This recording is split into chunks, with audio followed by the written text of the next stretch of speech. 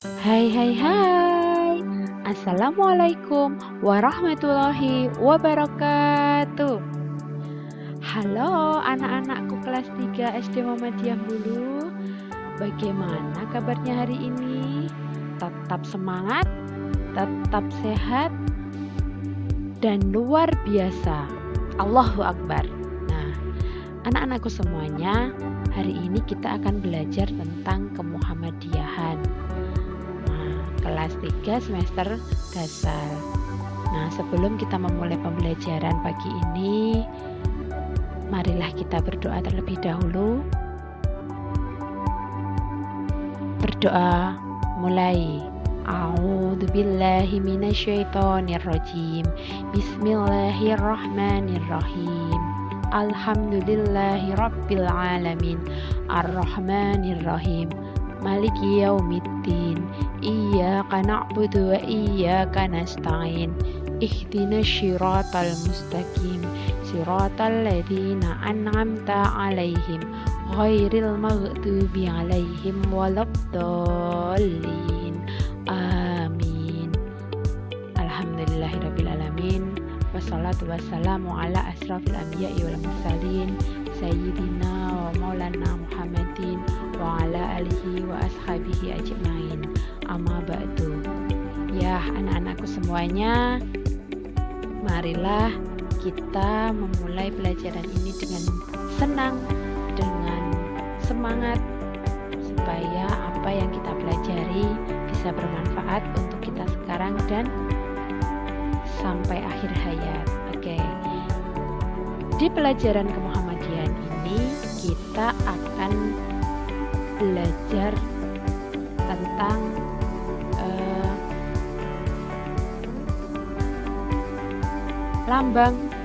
lambang Muhammadiyah. Nah, mengenal lambang Muhammadiyah.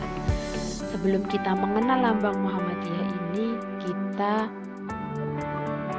perlu mengetahui tentang persyarikatan Muhammadiyah. Nah, persyarikatan Muhammadiyah ini lahir pada bulan Zulhijjah, tepatnya 8 Zulhijjah 1330 Hijriah, atau pada bulan November tanggal 18 tahun 1912 Masehi. Nah, ini merupakan momentum penting lahirnya Muhammadiyah. Nah, itulah kelahiran sebuah gerakan Islam modernis terbesar di Indonesia yang melakukan perintisan atau kepeloporan pemurnian sekaligus pembaruan Islam di negeri berpenduduk terbesar Muslim di dunia.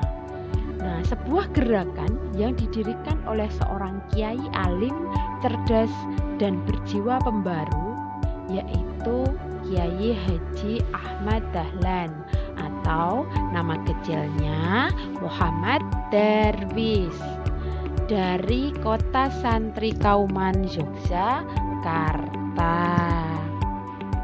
Nah, pengertian Muhammadiyah itu apa? Muhammadiyah itu adalah diambil dari nama Nabi kita, Nabi Muhammad Sallallahu Alaihi Wasallam. Nah, Muhammadiyah itu berasal dari kata Muhammad dan Iyah. Iyah artinya pengikut. Sehingga Muhammadiyah juga dikenal sebagai orang-orang yang menjadi pengikut Nabi Muhammad Sallallahu Alaihi Wasallam. Nah, Muhammadiyah ini adalah sebuah organisasi gerakan dakwah Islam amar ma'ruf nahi mungkar. Nah, kita kaji dulu tentang dakwah itu. Dakwah itu apa? Dakwah itu sebenarnya mengajak untuk masuk ke Islam. Dakwah itu artinya mengajak untuk masuk Islam. Amar ma'ruf itu mengajak atau menyeru untuk berbuat baik. Nahi mungkar itu artinya mencegah dari perbuatan jahat. Sehingga dapat kita artikan Muhammadiyah adalah sebuah organisasi gerakan mengajak untuk masuk ke Islam dan berbuat yang baik sehingga bisa mencegah dari perbuatan yang jahat. Nah, apa yang melatar belakangi berdirinya Muhammadiyah ini? Ternyata yang melatar belakangi itu yang pertama adalah pengamalan, bukan pengamalan, tapi pendalaman Kiai Haji Ahmad Dahlan terhadap Al-Quran dan Al-Hadis, terutama pada surat Al-Imran 104 yang berbunyi walatakum minkum ummatun yad'una illal khairi wa ya'muruna bil ma'rufi wa yanhauna 'anil munkar wa ulaika humul muflihun. Nah, seperti itu, yang artinya dan hendaklah ada di antara kamu segolongan umat yang menyeru kepada kebajikan, menyuruh kepada yang ma'ruf dan mencegah dari yang munkar. Merekalah orang-orang yang beruntung. Nah, ayat tersebut menurut tokoh Muhammadiyah mengandung isyarat untuk bergeraknya umat dalam menjalankan dakwah Islam secara terorganisasi. Nah, yang melatar belakangi berdirinya Muhammadiyah yang selanjutnya yaitu merebaknya perbuatan syirik, tahayul, bid'ah, dan khurafat. Syirik artinya menyekutukan Allah SWT dengan yang lainnya. Contohnya, meminta keselamatan kepada orang yang telah meninggal dan dikuburkan. Nah, itu termasuk perbuatan yang syirik. Tahayul adalah kepercayaan kepada sesuatu yang dianggap ada namun sebenarnya tidak ada. Nah, contoh dari tahayul ini adalah percaya pada Ratu Pantai Selatan atau Nyi Loro Kidul. Nah, bid'ah adalah menambah-nambah peribadatan yang tidak sesuai dengan tuntunan Rasulullah Shallallahu Alaihi Wasallam. Contohnya, pengetan 7 hari, 40 hari, 1000 hari pada kematian seseorang. Nah, ini yang masih ada ya di lingkungan kita. Oke ya, khurafat ini adalah ajaran yang mengarah pada penyembahan benda-benda yang dianggap keramat. Contohnya adalah percaya terhadap benda-benda pusaka seperti keris, tombak yang memiliki kekuatan. Nah, ini adalah contoh dari khurafat. Nah, latar belakang berdirinya Muhammadiyah selanjutnya adalah keprihatinan Kiai Haji Ahmad Dahlan pada lembaga pendidikan Islam. Menurut Kiai Haji Ahmad Dahlan, sistem dan metode pembelajaran tidak sesuai dengan perkembangan zaman. Oleh karenanya, lembaga pendidikan Islam perlu ada perbaikan. Kiai Haji Ahmad Dahlan menggabungkan unsur-unsur baik dari lembaga pendidikan di pondok pesantren dan pendidikan di pemerintahan kolonial Belanda pada waktu itu. Nah, yaitu dengan mendirikan lembaga pendidikan yang mengajarkan ilmu-ilmu umum dan ilmu keagamaan dengan sistem pengajaran dan metode yang modern.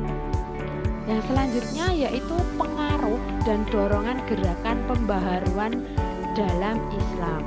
Nah, seruan dari Jamaluddin Al-Afghani tentang kejahatan penjajah perlu persatuan umat Islam atau ukhuwah Islamiyah di seluruh dunia.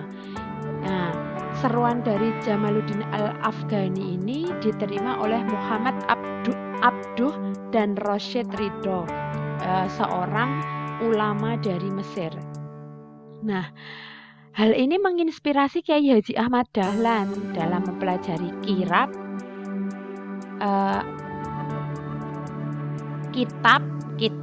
dan kitab Al-Manar. Mohon maaf ya. Dalam mempelajari kitab Al-Manar untuk menghimpun kekuatan umat Islam, maka Kiai Haji Ahmad Dahlan mendirikan sebuah gerakan dengan nama Muhammadiyah. Nah, itulah 4 yang melatar belakangi berdirinya Muhammadiyah. Oke, sekarang maksud dan tujuan Muhammadiyah didirikan itu untuk apa, anak-anak semuanya? Nah, sebagaimana yang tercantum dalam Anggaran Dasar Muhammadiyah bab 3 pasal 6, maksud dan tujuan Muhammadiyah didirikan itu untuk menegakkan dan menjunjung tinggi agama Islam sehingga terwujud masyarakat Islam yang sebenar-benarnya. Oke. Nah, tujuan utama Muhammadiyah adalah mengembalikan seluruh penyimpangan yang terjadi dalam proses dakwah. Penyimpangan ini sering menyebabkan ajaran Islam bercampur baur dengan kebiasaan di daerah tertentu dengan alasan adaptasi. Nah, sekarang kita masuk ke lambang Muhammadiyah. Seperti ini anak-anak lambang Muhammadiyah ya. Nah, ya seperti ini lambang Muhammadiyah. Di bentuk lambang ini berbentuk matahari yang memancarkan 12 sinar yang mengarah ke seluruh penjuru dengan sinarnya yang putih, bersih, bercahaya. Nah, di tengah-tengah matahari terdapat tulisan huruf Arab, yaitu tulisannya Muhammadiyah. Nah, pada lingkaran yang mengelilingi tulisan Arab tersebut ada 2 kalimat syahadat. Yang sebelah atas itu adalah syahadat tauhid, asyhadu alla ilaha illallah, dan yang lingkaran bawah itu ada syahadat rasul, wa asyhadu anna muhammadar rasulullah. Nah, seluruh gambar matahari dengan atributnya berwarna putih dan terletak di atas warna dasar hijau daun. Oke. Arti lambang dari Muhammadiyah ini adalah matahari merupakan titik pusat dalam tata surya dan merupakan sumber kekuatan semua makhluk hidup yang ada di bumi. Jika matahari menjadi kekuatan cikal bakal biologis, Muhammadiyah diharapkan dapat menjadi sumber kekuatan spiritual dengan nilai-nilai Islam yang berintikan 2 kalimat syahadat. 12 sinar matahari yang memancar ke seluruh penjuru diibaratkan sebagai tekad dan semangat warga Muhammadiyah dalam memperjuangkan Islam. Semangat yang pantang mundur dan pantang menyerah seperti kaum Hawari.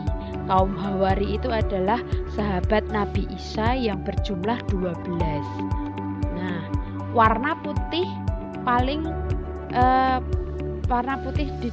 dasar gambar matahari itu melambangkan kesucian atau keikhlasan. Sedang warna hijau yang menjadi warna dasar melambangkan kedamaian dan kesejahteraan. Nah, sampai di sini perjumpaan kita anak-anak. Tetap semangat nggih dalam belajar berkemuhammadiyahan. Jangan lupa untuk berdoa sebelum kita tutup. Kita ucapkan hamdalah bersama-sama. Alhamdulillahirabbil alamin. Semoga apa yang kita pelajari ini bisa bermanfaat untuk kita semuanya. Dari Bu Dewi, jika ada salah Bu Dewi minta maaf. Nun wal qalami wa ma yasturun. Assalamualaikum warahmatullahi wabarakatuh.